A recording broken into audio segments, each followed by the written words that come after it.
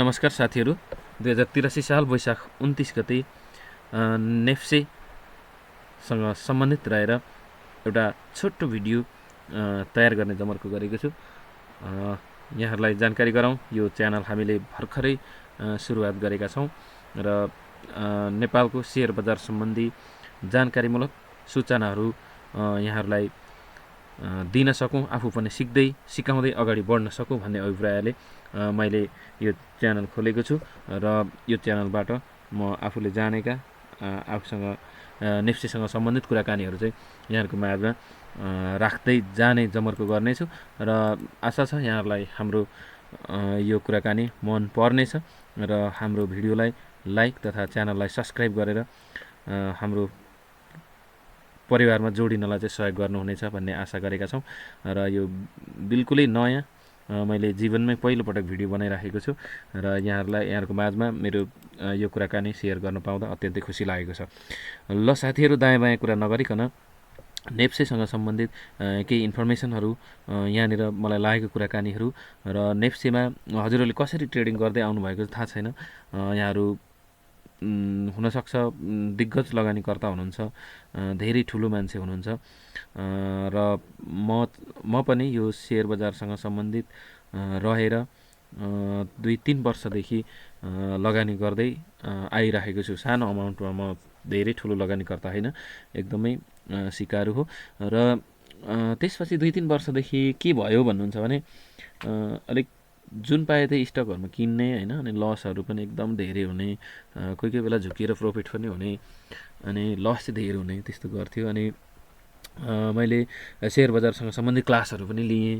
क्लासहरू लिइसकेपछि त्यहाँनिर के भन्ने हो भन्दाखेरि त्यो मनी म्यानेजमेन्ट अथवा रिस्क म्यानेजमेन्टसँग सम्बन्धित क्लासहरू पनि धेरै दिनुहुन्थ्यो सरहरूले, तर त्यो गर्नै नसक्ने, एकदमै गर्न नसक्ने, त्यो स्टप लस भनेपछि त हाते थर काम्ने त्यस्तो हुन्थ्यो। तर पछिल्लो आवरमा मलाई धेरै समय लाग्यो है, त्यो माइन्डसेट सबैभन्दा कमजोर रहेछ हामी सिकारुहरूको चाहिँ जस्तो लाग्छ मेरो अनुभवको आधारमा। हजुरलाई अब मेरो जस्तो नहुन सक्छ, हजुर मैले भनिसकेँ हजुर धेरै ज्ञाता हुनुहुन्छ, तर मेरो केसमा चाहिँ त्यो माइन्डसेट चाहिँ यति पुवर रहेछ भनौँ न। अनि स्टप लसै गर्न नसक्ने क्या, अनि होल्ड भएपछि जति पनि थाम्न सक्ने स्टकहरू, अनि माथि गएपछि चाहिँ फेरि चुमचुम हुने बेचिहाल्ने है, त्यस्तो खालको चाहिँ गरिन्थ्यो। र पछिल्लो आवरमा मलाई अलिकति थोरै मेरो माइन्डसेट चाहिँ चेन्ज भएको छ अहिले चाहिँ है। अनि नेप्सेमा म यस्तो भयो भने चाहिँ फिक्स किन्छु, अनि म हल्लाहरू न्युजहरू सुन्न त सुन्छु, तर त्यसको आधारमा मार्केटले रियाक्ट गरिहाल्छ नि त होइन। अनि त्यो खालको सेटअप देख्यो भने बेचिहाल्ने क्या, जेसुकै होस् होइन, के फरक पर्छ त बेच्ने। अनि फेरि बाइङको सेटअप आयो भनेपछि चाहिँ बेचिहाल्ने, यस्तो खालकोमा बल्ल बल्ल एकदम पुगेको छु। र एकदमै थोरै स्टप लस राखेर होइन, त्यसमा चाहिँ मरेर जसरी भए नि स्टप लस गरेर मैले 2-4वटा ट्रेड पनि गरिसकेको छु। अब चाहिँ म यहाँनिर आज के भयो अथवा कसो गर्दै अगाडि बढिएको थियो भन्ने कुरा चाहिँ म हजुरहरूलाई सुनाउन चाहन्छु। मैले वास्तवमै यहाँतिरबाट चाहिँ मेरो माइन्ड सेटअप चाहिँ अलिकति बनाउन थालेको रहेछु भन्ने जस्तो लाग्छ। यहाँनिर जब यो मैले स्पष्ट हेरेको थिएँ, यहाँनिरको मार्केटले लिक्विडिटी लियो भन्ने मैले एकदम स्पष्ट हेरेको थिएँ होइन। त्यस पछाडि यहाँनिर एक लेभलमा चाहिँ स्टक र सिफ्ट गऱ्यो भन्ने मैले मजाले हेरेको थिएँ त्यति बेला होइन। त्यसपछिको यहाँनिरको डिमान्ड जोनमा आएर मार्केटले यहाँबाट रियाक्सन गर्यो भन्ने मैले एकदम स्पष्ट हेरेको थिएँ है। त्यसपछि चाहिँ मार्केटले कहाँसम्म गएर कस्तो खालको रिएक्सन देला त भनेर चाहिँ यहाँनिर बाट चाहिँ सिम्पल हाम्रो चाहिँ यहाँनिरको सप्लाई जोन छ नि, यो सप्लाई जोनमा गएर ठ्याक्क लाएर यो सप्लाई जोनमा हेर्नु त यहाँनिर चाहिँ हाम्रो चाहिँ एकदम स्पष्ट खालको चाहिँ एक खालको चाहिँ इन्गल्फिङ टाइपको प्याटर्न चाहिँ बनाएर यो चाहिँ मार्केटले के गरेको थियो भन्दा तलसम्मको यात्रा तय गरेको थियो है त। यो कुराहरू मैले यति बेला हेर्दै बिस्तारो मैले यति बेला चाहिँ त्यो ट्रेड टावर लिमिटेड भन्नेहरू ट्रेड गरेको थिएँ क्या, थोरै किता 300 किताहरू यस्तो किनेको थिएँ, मलाई राम्रै प्रफिट भएको थियो यति बेला है। अनि त्यसपछि फेरि पनि अलिकति तल झऱ्यो होइन। अनि त्यति बेला फेरि मैले त्यही ट्रेड टावरमा फेरि अर्को ताल चाहिँ फेरि यो डिमान्ड जोनमा आएपछि चाहिँ यसरी किन्दै गएको थिएँ होइन। अरू स्टकहरू पनि छ होइन, त्यो किन्दै गएको थिएँ। अनि त्यसपछि कहाँबाट सप्लाई आउला भन्ने मलाई एक खालको कौतूहल थियो क्या, मेरो स्ट्राटेजीले काम गर्छ गर्दैन भनेर मैले यो जोन एकदमै मार्किङ गरेर बसेको थिएँ होइन। मैले त्यो एउटा कुन चाहिँ चार्ट सेयरिङ प्लेटफर्ममा त मैले मजाले त्यो चार्टहरू पनि सेयर गरेको छु। अनि यहाँनिर गएर चाहिँ म यसो हेर्थेँ कि यहाँनिर सप्लाई आउँछ जस्तो लाग्थ्यो मलाई होइन। अनि ठ्याक्कै यहाँनिर जब यो सप्लाई जोनभन्दा मुनि मार्केट आउनु थाल्यो। मैले यहाँनिर बेचेर त्यसरी चाहिँ गरेँ है। त्यसरी चाहिँ माइन्डसेट चाहिँ डेभलप गर्दैछु म एकदम। अझै पनि त हजुरहरूलाई भन्छु म सिकारु नै छु, त्यस्तो पोख्त छैन। तर मेरो अलिकति माइन्डसेट डेभलपमेन्टको लागि चाहिँ अलिकति टाइम लाग्यो है। 2 वर्ष जति चाहिँ मेरो मजाले लाग्यो, एकदमै ठुलो लसहरू बियर गरेँ। अनि पछाडि फेरि पनि होइन, फेरि पनि हुँदै जाँदाखेरि यो लेभलको यहाँनिर चाहिँ एक लेभलको डिमान्ड जोन कोरेर बसेको थिएँ। यहाँनिर मार्केटले रियाक्ट नगरेपछि यो तल्लो जोन चाहिँ मैले कोरेर बस्न थालेँ क्या है। यो तल्लो जोन बसेपछि यहाँनिर लगभग यहाँनिर होइन, यो जोनतिर जस्ट टच मात्रै गरेर मार्केटले यहाँनिर चाहिँ फेरि तपाईँलाई चाहिँ यो लास्टबाट घटेको क्यान्डलको यहाँ बुलिस क्यान्डललाई ब्रेकआउट गरिसकेपछि चाहिँ यहाँनिर चाहिँ मैले एउटा दुईवटा स्टकमा इन्ट्री गरेर चाहिँ अब मैले फेरि कहाँबाट सेल आउला होइन, कहाँबाट सेल आउला, सेल त कन्फर्म आउँछ भन्दै बसिरहेको थिएँ नि त। यो एरियाबाट मैले मार्क गरिरहेको थिएँ, यहाँबाट आउँछ भन्ने चाहिँ आएन क्या, त्यति गयो नि त। त्यसपछि यहाँ अर्को हाम्रो चाहिँ के थियो त, यो पछिल्लो रेन्जलाई नै ब्रेकआउट गरेँ क्या यो बुलिस क्यान्डलले। त्यसपछि के गर्ने होइन, अब त बेच्नु भएन ब्रेकआउट गरेपछि। अब त्यस पछाडि चाहिँ कहाँनिर जाला भन्दै मैले मार्क गर्दै यहाँनिर बस्न थालेँ क्या म। यहाँनिर चाहिँ बसेपछि यो एक लेभलको डिमान्ड जोन थियो नि त। तर यो ठुलो बुलिस क्यान्डल छ नि, योभन्दा मुनि चाहिँ मार्केट क्लोज नभएपछि चाहिँ मैले पर्खेको अलिकति डर नै लागिरहेको थियो अन्त झर्छ भनेर। तर त्यो नझरेपछि फेरि यसलाई ब्रेकआउट गरेँ र यो सदाबहारको यो अल टाइमको चाहिँ के छ त भन्दा, अल टाइम त नभन्ने योभन्दा अघिल्लो लेभलको चाहिँ यो जुलाई अगस्तको त हाई नै लगाएको हुन्छ नि त नेपालको मार्केटले। यो लेभलको हाईबाट आएर चाहिँ हेर्नुहोस् त यहाँ कस्तो मजाले के गर्यो भन्दाखेरिमा यो देखेँ क्या मैले त। यो हेर्नुहोस् त, यहाँ कहीँ पनि छैन, तपाईँ हेर्नुहोस्, कहीँ पनि छैन यो सप्लाई जोनको यस्तो मजाको ब्रेकडाउन क्या, कहीँ पनि छैन क्या। यो लेभलबाट चाहिँ मार्केट अब तल झर्छ भन्ने चाहिँ मेरो लगभग त्यति बेलाको चाहिँ इस्टिमेट त ठ्याक्कै पुग्यो क्या। त्यस पछाडि मैले चाहिँ एकदमै नढाँटी भने यो लेभलमा यो क्यान्डलमा चाहिँ मार्केट आउँछ भनेर मैले अनुमान गरिराखेको थिएँ होइन। अनि तर यो ठ्याक्कै यहाँ नआइकन के भयो त भन्दाखेरि फेरि चाहिँ तपाईँको यहाँनिर चाहिँ योभन्दा अलिकति माथि यो अघिल्लो इन्गल्फ फेलबाट चाहिँ के भइरहेको थियो भन्दाखेरि चाहिँ मार्केट चाहिँ यो ठुलो क्यान्डललाई चाहिँ यहाँनिर चाहिँ बुलिस इन्गल्फ गर्यो है।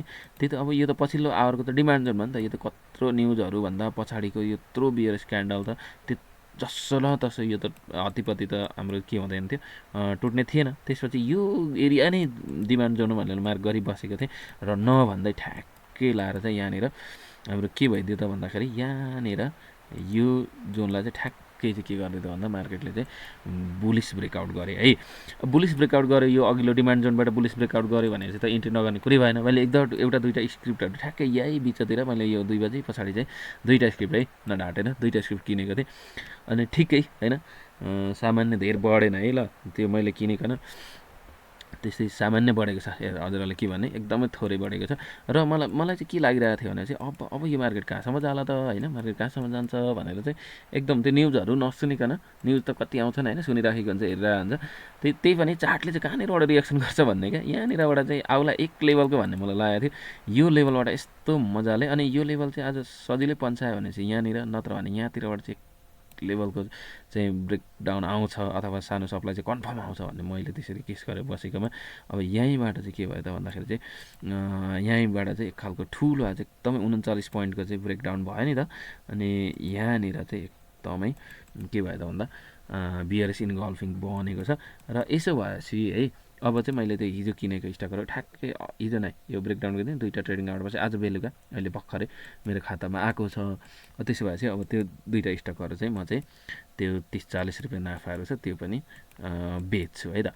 त्यसपछि बेचेपछि अब चाहिँ के गर्छु भन्दाखेरि म चाहिँ यो लेभलको यहाँनिरको यसको लिक्विडिटी लिन मार्केट आउँछ भनेर कुर्छु है।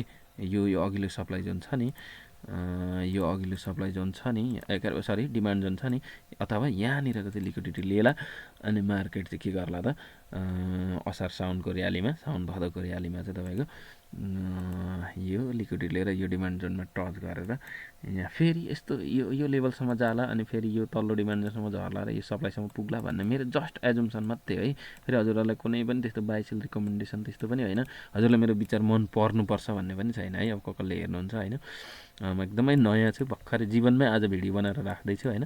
म त्यति सिकाएर छु भन्ने कुरा नै हजुरले मनन गरिदिनुहुन्छ होला भन्ने लागेको छ। र यस्ता जोनहरूबाट चाहिँ नेप्सेमा चाहिँ के भइरहेको छ त, विभिन्न किसिममा चाहिँ रिएक्सन आइराखेको छ है त। अथवा हामीले चाहिँ अब यही परेन क्या खासमा, तपाईँले मलाई भन्नु कि यो जोनै परेन, अब मैले यसलाई चाहिँ डिमान्ड जोन भनेर मार्क गरिराखेको छु नि त होइन। म भोलि त यहाँ सेल गर्छु, अब हुनसक्छ भलै यहाँनिर मार्केट आएर यहाँ अर्को लेभलको चाहिँ तपाईँको यहाँनिर चाहिँ तपाईँको इनगल्फ बनाइदियो भने चाहिँ के गर्ने त होइन।